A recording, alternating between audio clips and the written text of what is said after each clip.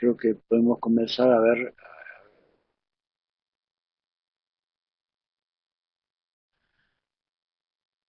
Rebeca González. La formación del analista entonces sería como un eterno retorno a Freud a la manera de Lacan, un reinventar con cada vuelta.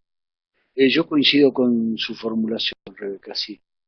Se trata de que cuando regreso al texto de Freud, al texto de Lacan, reinvento, pero reinvento a condición de que yo no le otorgue a ese texto una plenitud. Lo puedo cambiar, lo puedo reinventar en cada regreso porque está vacío.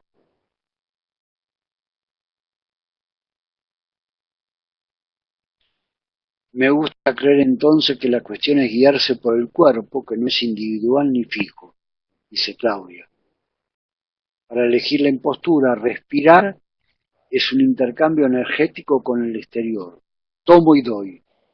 En el cuerpo, para la medicina china, el yang y el yin están en movimiento. El yang es energía y el yin energía condensada momentáneamente.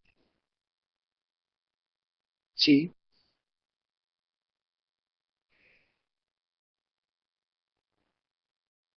sí, acá la cuestión cómo los textos afectan nuestro cuerpo, afectan porque hablan de nosotros, pero ¿cómo? Estoy leyendo, estoy viendo una pintura de Magritte de los años 30 y eso me afecta. Entonces quiere decir que esa pintura es actual.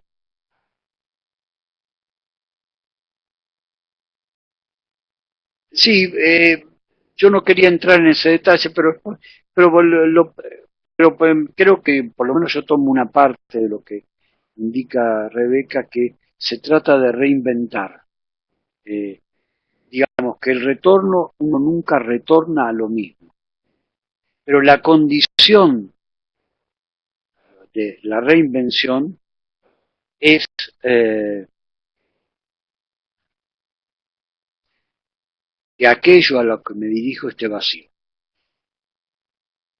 Quizá lo del tiempo habría que tomarlo, Claudia, en el sentido de que va a plantear el último Lacan respecto al tiempo y el espacio. Que el tiempo y el espacio están articulados porque regreso en un tiempo compartido con otros. Una cuarta dimensión que es compartida por otros. Es interesante lo que dice Faustino, el ritornelo. Es una forma del ritornelo.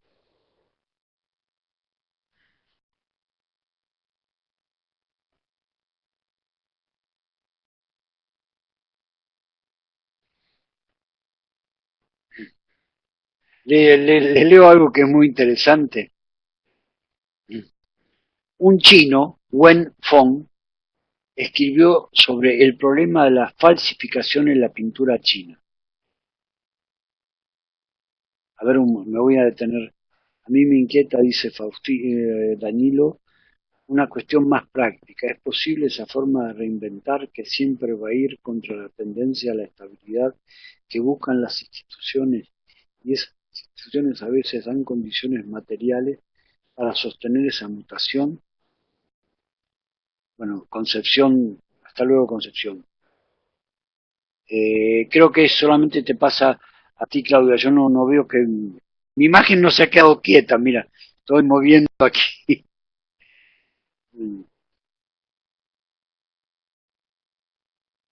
Creo que lo que plantea Danilo es cómo vivir sin pensar en las instituciones. Pero no pensar en las instituciones no implica que uno no las tome en cuenta. Y a veces hay cuestiones, por ejemplo, la universidad, que hoy en el capitalismo fabrica una cuestión del saber, uno no tiene que tomarla como un enemigo.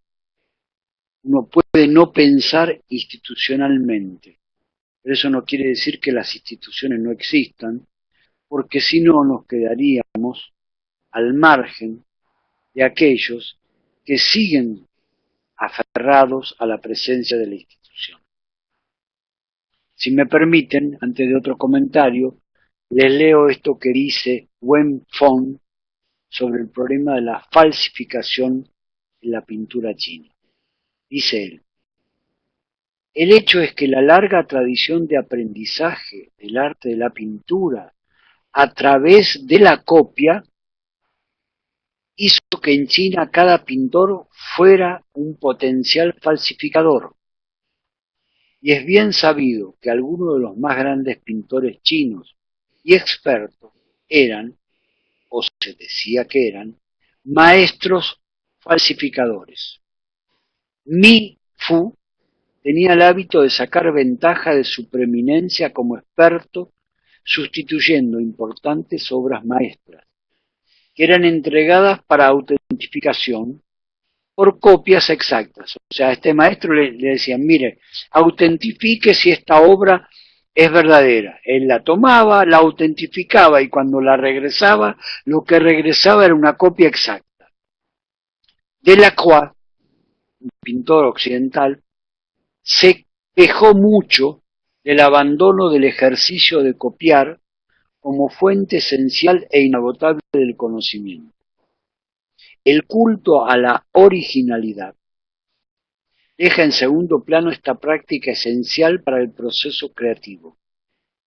En realidad, la creación no es un acontecimiento repentino, sino un proceso dilatado que exige un diálogo intenso con lo que ya ha sido para extraer algo de ello. Un diálogo intenso con lo que ya ha sido para extraer algo de eso que ya ha sido. El constructor del original borra lo que ha sido, aquel interior de los cuales se extrae algo.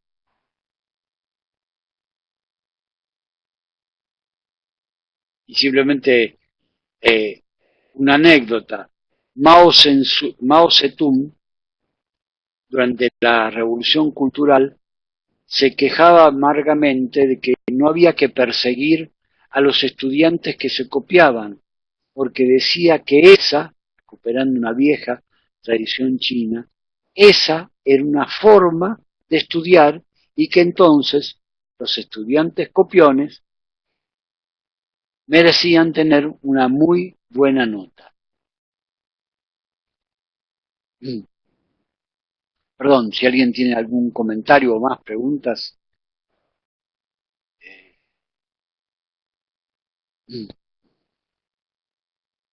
Digo, más o menos dialoguemos un poco. Sí.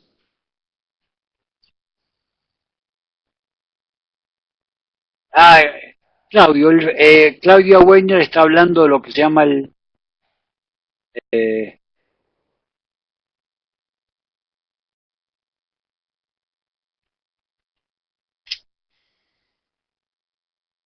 el fake, la copia china. Por ejemplo, los chinos hacen el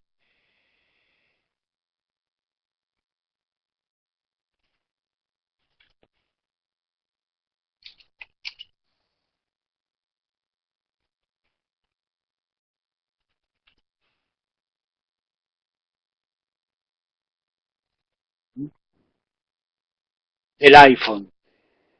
Pero para ellos no es una cuestión de orden moral.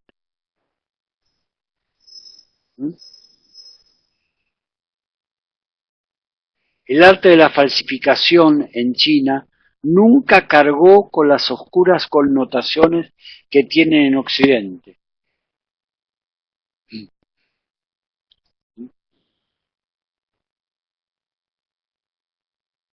El propietario en China, en el maoísmo, exactamente, sí.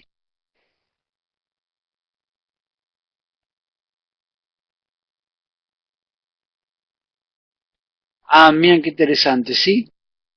Sí, incluso no solamente como dice Elizabeth, la obra copiada pasa a ser un original, aunque ella escribió un orinal, pero bueno, Y Rebeca añade, recordé una definición de imago, figurilla de cera, que tiene lo mejor del original. Hasta podríamos decir que es mejor que el original. Les cuento una anécdota que me parece muy interesante sobre esto que estamos abordando, que no nos hemos alejado un momento del tema de la impostura. O sea, miren qué interesante horizonte se abrió una vez que abandonamos la moral, o la ética, o la legislación penal para juzgar, como decía Rebeca, desde una posición superior al impostor y a quienes se dejan llevar por la impostura. Déjenme que le cuente una experiencia que es muy interesante. Mejeren, no sé si lo pronuncio bien, presentó en París una recreación una recreación libre que se llamó La Cena de Emaús, una pintura. Todos los expertos de Vermeer, el pintor de La Cena de Emaús, que se creían a sí mismos infalibles, declararon que el cuadro era verdadero. Tampoco los análisis técnicos pudieron revelar que se trataba de una falsificación. El 18 de septiembre de 1938, el cuadro se presentó en sociedad. La crítica estaba entusiasmada. Van Meegeren hizo la falsificación a conciencia.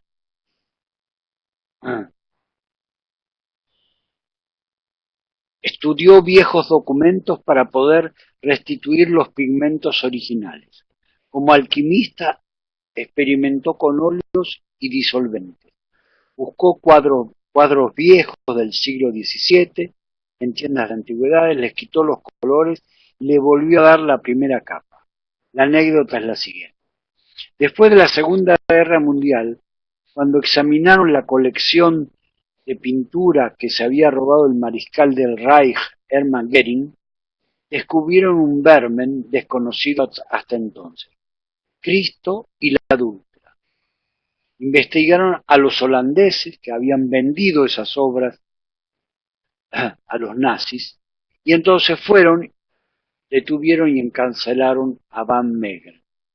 En ese momento nadie le creyó cuando Van Meegeren dijo que se trataba de una falsificación, así que se vio obligado a pintar delante de un tribunal bajo observación su último vermen, el joven Cristo en el templo. Y se cuenta que durante el juicio declaró, ayer este cuadro valía millones. Los expertos y los amantes del arte llegaban desde todos los rincones del mundo para admirarlo. Hoy no valen nada y nadie cruzaría la calle ni para verlo gratis. Pero el cuadro es el mismo. ¿Qué es lo que cambió? Creo que, si les parece, podríamos detener nuestra actividad aquí, ¿sí? Sí, el tema del dinero y los billetes falsos en relación a la referencia, sí, no había pensado en eso, Claudia. Es un tema muy interesante, es otro de los que se abre. Si les parece, podemos concluir por el día de hoy. Ya es la hora que nos habíamos fijado. Fijan, Lorena, Alberto, la impostura entonces podría ser pensada como una forma de maniobrar en la experiencia de análisis, sí, claro. Pensando, por ejemplo, cuando se está en los marcos de una institución pública. Me parece pertinente lo que dice Lorena. Si en una institución uno no trabaja con la impostura, no puede trabajar. O en función de generar ciertas condiciones de posibilidad, por ejemplo, en las intervenciones con niños, cierta impostura con los adultos. Claro, sí, estoy de acuerdo, Lorena, esto es posible a condición de no pensar moralmente, en tanto analista la impostura. En el caso de conseguir una copia del acta original, ¿Por qué no? No entiendo bien su pregunta, Elizabeth, pero no veo cuál es el problema. Le digo, me parece lo de Lorena es muy pertinente, que si uno trabaja en una institución, requiere traer para su lado el método de la impostura para poder tener efectos analíticos. Por ejemplo, en las instituciones le piden a los analistas que trabajan allí que hagan historias clínicas. Bueno, uno se dedica, va y copia una historia clínica que tomó de una revista y se la pone a nombre de tal o cual paciente que recibe. Y entonces la institución se queda tranquila. Bien, ¿les parece que podemos dar por concluido el taller el día de hoy?